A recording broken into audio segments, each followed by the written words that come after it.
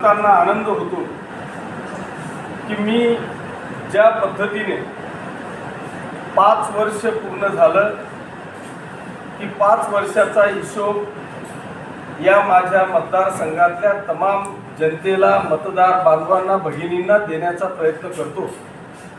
त्याच पद्धतीने आज महायुतीचे राज्याचे मुख्यमंत्री आदरणीय एकनाथजी शिंदे साहेब, उपमुख्यमंत्री आदरणीय देवेंद्रजी फडणवीस साहेब, दुसरे उपमुख्यमंत्री आदरणीय अजितदादा पवार साहेब आणि महायुतीचे सर्व सन्माननीय सदस्य मंत्रीगण यांनी 2.5 वर्षामध्ये काय केलं हे सांगण्याचा प्रयत्न संपूर्ण महाराष्ट्रातल्या तमाम माता भगिनींना, बांधवांना आणि मतदार राजांना या ठिकाणी करण्याचा प्रयत्न केलेला आहे। त्याचा हा रिपोर्ट कार्ड आहे की आम्ही ह्या 2.5 वर्षामध्ये काय केलं हे सांगण्याचं धाडस मला वाटतं महायुतीच्या आमच्या सर्व सन्माननीय सदस्यांनी केलं।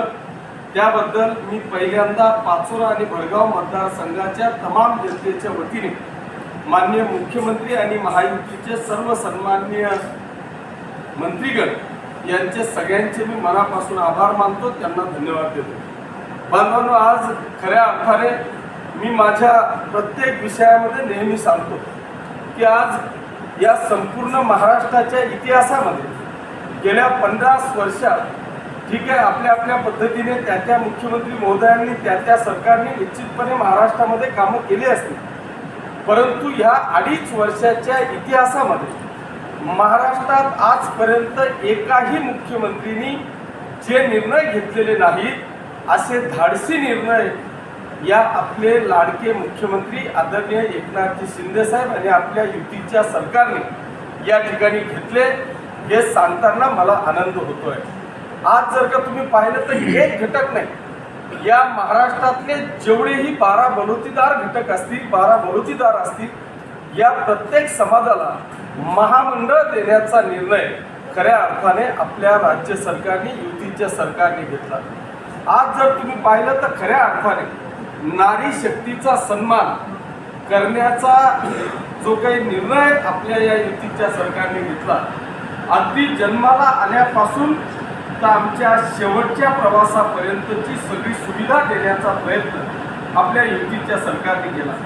मुलगी जन्माला आली की तिच्या अकाउंटवर 7,000 रुपये पडतात, ती अंगणवाडीत गेली की 5,000 रुपये पडतात आणि 18 वर्षाची झाली की ती लखपती होते, तिच्या अकाउंटवर 1,01,000 रुपये पडतात। 18 वर्षाच्या नंतर तिला जर का शिकायचं आहे, अनेक आमच्या गोरगरीब विद्यार्थ्यांची शिकायची इच्छा आहे। माझी आता एका फार्मसी कॉलेजला मीटिंग होती, त्या मीटिंगमध्ये सहज चर्चा करताना आमच्या त्या संस्था चालकांनी सांगितलं की आज एका विद्यार्थिनीची फी ही 80,000 रुपये आहे आणि अशा अनेक विद्यार्थिनींनी आज माझ्याकडे ॲडमिशन घेतली, त्यांना रुपयासुद्धा शुल्क या ठिकाणी लागलेलं नाही।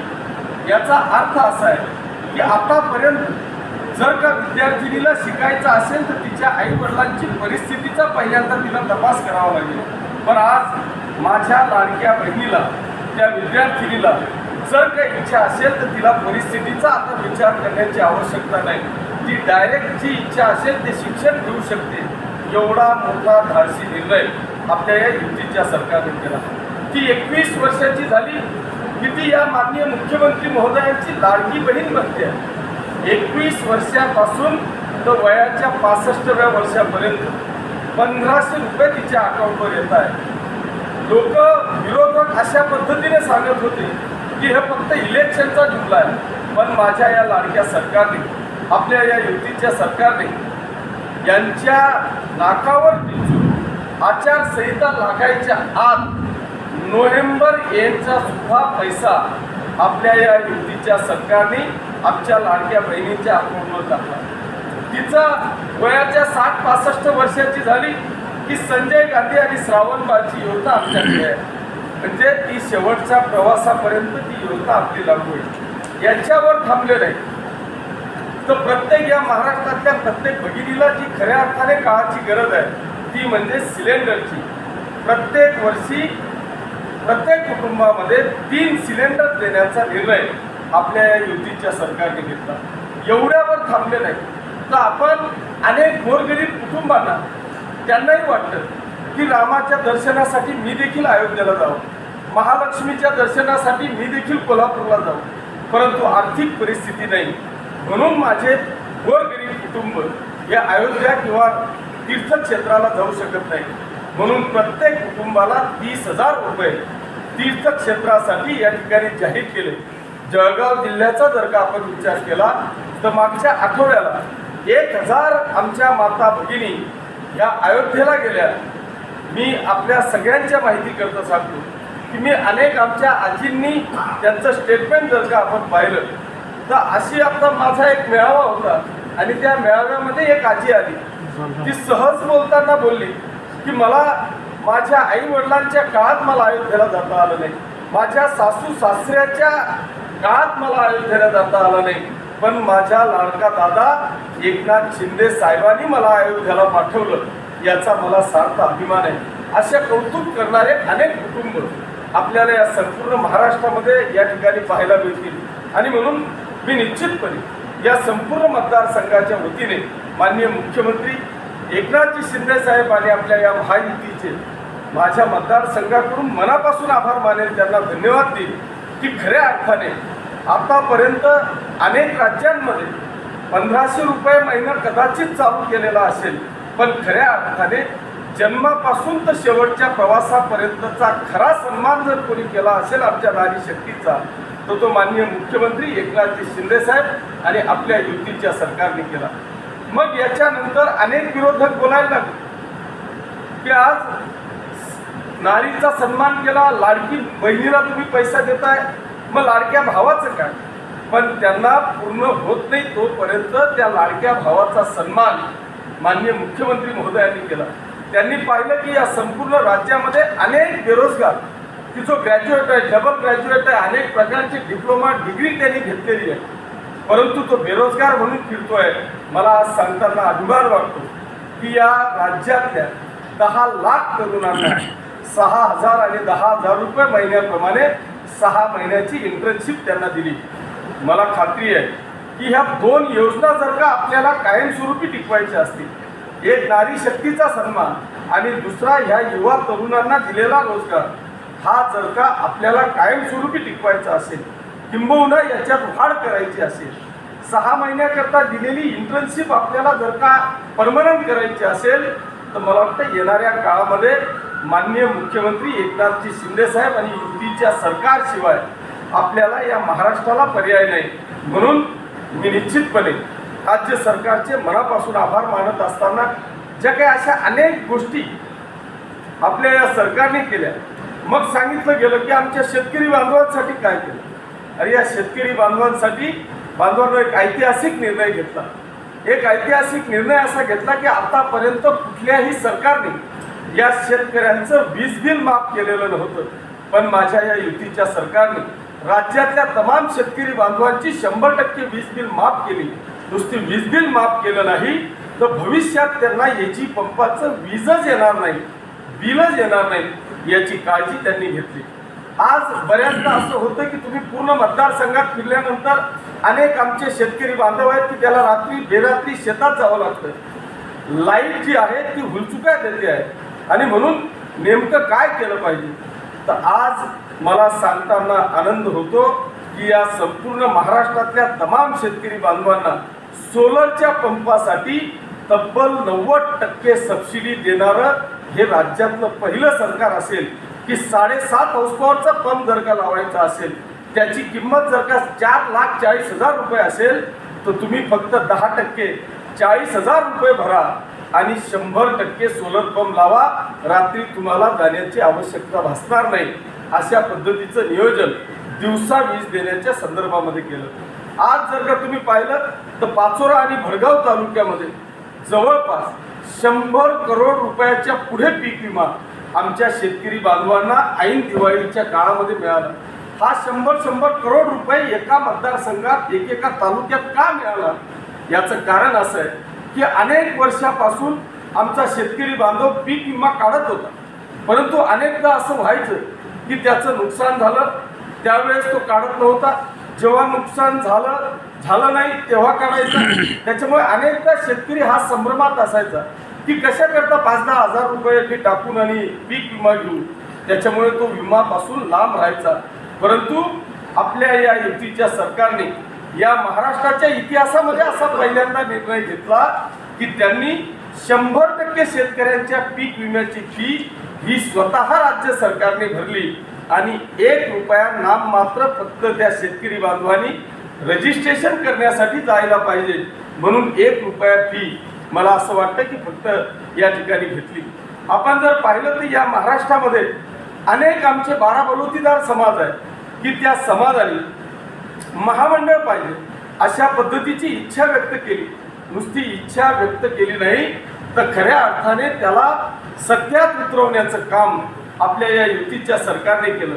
या महाराष्ट्रातले 100% समाज यांच्याकरता आता महामंडळाची स्थापना करून प्रत्येक महामंडळाकरता मला वाटतं आर्थिक तरतूद सुद्धा त्या ठिकाणी केली गेलेली आहे. याच्याबरोबर असे अनेक विषय मला या ठिकाणी सांगता येतील की आपल्या या राज्य सरकारने आपल्या या युतीच्या सरकारने या 2.5 वर्षाच्या कार्यकाळामध्ये काय काय केलं. मला असं वाटतं की आजपर्यंत या महाराष्ट्रामध्ये एकमेव पहिला मुख्यमंत्री या महाराष्ट्राच्या इतिहासामध्ये आपल्याला पाहायला मिळाला असेल की त्यांनी या महाराष्ट्रातल्या मराठा बांधवांसाठी 10% आरक्षण देऊन या महाराष्ट्रातल्या कुठल्याही ओबीसी बांधवाला धक्का न लावता 10% आरक्षण तर दिलंच, ते हायकोर्टापर्यंत सुद्धा टिकवलेलं आहे. ते सुप्रीम कोर्टात सुद्धा टिकेल याच्याकरता 100% काळजी घेण्याचं काम मला असं वाटतं की आपलं हे राज्य सरकार आणि माननीय मुख्यमंत्री या राज्याचे मुख्यमंत्री या ठिकाणी करतायत. असे अनेक विकास कामं हे मी फक्त पूर्ण महाराष्ट्रातले सांगितले. तुम्ही जर पाहिलं तर माझा अनेकदा मी या ठिकाणी काम केलं. मी 2-3 हजार कोटी रुपयाचा लेखाजोखा सुद्धा आपल्याला त्या ठिकाणी दिला. पण बांधवांनो, काम कसं करायचं असतं किंवा जर का सरकारची दानत असेल तर कुठपर्यंत पैसा मिळू शकतो याचं उत्तम उदाहरण मी आपल्याला सांगेन की सकाळी 14 ऑक्टोबरला सकाळी 10 वाजता न्यूज आली की आज 3:30 वाजता निवडणूक आयोगाची पत्रकार परिषद आहे. मी ती पाहिलं आणि ती निवडणूक आयोगाची प्रेस पाहिल्यानंतर मी माझ्या PA ला सांगितलं की आपल्याला आज फास्ट गेलं पाहिजे. शेवटची ओव्हर आहे, आणखी काही दणका लागतो का, आणखी एखादी सिक्सर आपल्याला मारता येतो का, हा प्रयत्न आपण केला पाहिजे. बांधवांनो, तुमच्या सगळ्यांच्या माहितीकरता सांगतो की आज 14 ऑक्टोबरला मी 11-12 वाजता मंत्रालयात गेलो आणि त्या मंत्रालयातून शेवटच्या ओव्हरच्या शेवटच्या बॉलला 10 करोड रुपयाचा सिक्स मी त्या ठिकाणी मारला. त्याच्यामध्ये 5 करोड रुपये या पाचोरा आणि भडगाव मतदारसंघासाठी वारकरी भवन मी मंजूर केलं आणि 5 करोड रुपये पाचोरा नगरपालिकेची प्रशासकीय इमारत आपण या ठिकाणी मंजूर केली. म्हणजे शेवटच्या मिनिटापर्यंत सुद्धा आपलं हे सरकार या राज्यातल्या तमाम जनतेला देण्यासाठी होतं. त्याच्यामुळे असे अनेक ऐतिहासिक निर्णय आपल्या या राज्य सरकारने घेतलेले आहेत आणि म्हणून मी निश्चितपणे आपल्या सगळ्यांच्या माध्यमातून या आपल्या मतदारसंघाच्या तमाम जनतेच्या माध्यमातून या राज्याचे युतीच्या सरकारचे माननीय मुख्यमंत्री, दोघे उपमुख्यमंत्री आणि सर्वच माननीय मंत्रिमंडळ यांचे सगळ्यांचे मी मनापासून आभार मानतो. त्यांना धन्यवाद देतो की ही जनता वाट पाहते आहे. ही जनता, हे जनतेने हातात घेतलेलं हे इलेक्शन आहे आणि खास करून माझ्या माता भगिनींनी हातात घेतलेलं हे इलेक्शन आहे. मी तुम्हाला या निमित्तानं उदाहरण देईल की मी एका गावाला माझी सभा होती आणि त्या सभेमध्ये मी या सगळ्या नारी शक्तीचा सन्मान माझ्या सरकारने कसा केला हे उदाहरण देत असताना माझ्या व्यासपीठाच्या समोर म्हणजे पहिले कीर्तनाचा कार्यक्रम होता आणि कीर्तनाचा कार्यक्रम असल्यामुळे सर्व पक्षीय लोक, संपूर्ण गावातल्या माता भगिनी आणि बांधव त्या ठिकाणी होते. ते कीर्तन आटोपल्यानंतर माझी सभा होती. त्याच्यामुळे जे सगळे आलेले होते ते ॲज इट इज त्या सभेसाठी थांबले आणि मी माझं भाषण चालू केलं. तेव्हा मी नारी शक्तीचा प्रवास सगळा माझ्या सरकारने कसा दिला हे सांगण्याचा प्रयत्न केला. त्या ठिकाणी हे सांगत असताना एका विरोधी पक्षाचा व्यक्ती त्या ठिकाणी उभा राहिला आणि त्यांनी सांगितलं, म्हणजे तो उभा राहिल्यावर तर माझे व्यासपीठावरचे पदाधिकारी म्हटले तू बैस खाली. त्यांना वाटलं की हा काहीतरी वेगळं सांगेल, पण मीच म्हटलं की अजून काय वेगळं विचारेल, जगाच्या पलीकडे थोडंच काही विचारणार आहे, तू विचार. मी त्यांना उभं केलं. बांधवांनो, त्यांनी सांगितलं की आप्पा, मी एका विशिष्ट पक्षाचा आहे, मी एका पक्षाचा, विरोधी पक्षाचा कार्यकर्ता आहे. तुम्ही जे सांगताय ते 100% बरोबर आहे. मी त्यांना सांगत होतो की आता महाराष्ट्रातल्या माता भगिनींची अशी मानसिकता झाली आहे की त्या स्वतःच्या नवऱ्याचं सुद्धा ऐकणार नाहीत. एवढं प्रेम आपल्या लाडक्या भावावर माननीय मुख्यमंत्री महोदयांवर करताय. त्यांनी तेच सांगितलं की आप्पा, माझी परिस्थिती तशी झाली. मी माझ्या मिसेसला सांगितलं की आपण ह्या पक्षाचे कार्यकर्ते आहोत, आपल्याला इकडे मतदान करावं लागणार आहे. पण त्या ताईने सांगितलं, ती पण तिथंच बसलेली होती ती ताई, त्या ताईने सांगितलं की तुला पटेल ते कर, मी माझ्या एकनाथ शिंदे साहेबासारख्या भावाला आणि किशोर अप्पाला कदापि सोडणार नाही, तुला पटेल तिकडे जाय. अशा पद्धतीचं वक्तव्य माझ्या समक्ष आपल्याच मतदारसंघातल्या एका गावामध्ये त्या ठिकाणी केलं गेलं. उदाहरणार्थ असा आहे, याचा अर्थ असा आहे की या महाराष्ट्रातल्या तमाम माता भगिनींची मानसिकता त्या पद्धतीने झालेली आहे. कारण विरोधक अनेक वेळा टीका टिप्पणी करतात की 1500 रुपये याची किंमत काय आहे, 1500 रुपयात काय येतं. परंतु आपल्या सगळ्यांच्या माहितीकरता सांगतो, आज तळागाळात राहणारी जी आमची माता भगिनी आहे, तिला खऱ्या अर्थाने त्या 1500 रुपयाची किंमत आहे. आपला पहिलाच हप्ता 3000 रुपयाचा पडला. आमच्या मुंबईच्या दादरची एक भगिनीची क्लिप मी ऐकली. त्या भगिनीने 3000 रुपये गणपतीच्या काळामध्ये तिने घुंगरू आणले आणि त्या 3000 रुपयाचे तिने गणपतीच्या पिरियडमध्ये 10,000 रुपये केले. मला वाटतं जगाच्या पाठीवर असा कुठलाही व्यवसाय नसेल की एखाद्या 3000 रुपयाच्या वस्तूचे ती 3 पट म्हणजे 10,000 रुपये करते. तिला त्याची किंमत आहे की ह्या 3000 रुपयाची काय किंमत आहे. म्हणून अनेक विरोधकांची पायाखालची वाळू आता घसरायला लागलेली आहे. पण मी जे सांगितलं की आज हे सगळे जे काय सांगतायत की बाबा आम्ही आलो तर 3000 देऊ, 2000 देऊ, अरे यांची जर का नैतिकता असती तर ह्या माता भगिनींची योजना बंद पडावी म्हणून हे कदाचित हायकोर्टात गेले नसते. असे चित्र आपल्याला सगळ्याच योजनांमध्ये पाहायला मिळेल. पण माझी आपल्या माध्यमातून या मतदारसंघातल्या तमाम माता भगिनी आणि बांधवांना हे फक्त मी जनरल योजना सांगितल्या. मी काय केलं हे तर तुमच्याशी बोललो नाही, कारण हा विषय सगळा महाराष्ट्राचा आहे. आज जर का तुम्ही पाहिलं तर मला वाटतं असा एकही घटक आता शिल्लक राहिलेला नाही. पहिल्यांदा अशी परिस्थिती व्हायची की कोतवालला लोक कोतवाल पद घ्यायला पुढे यायचे नाही.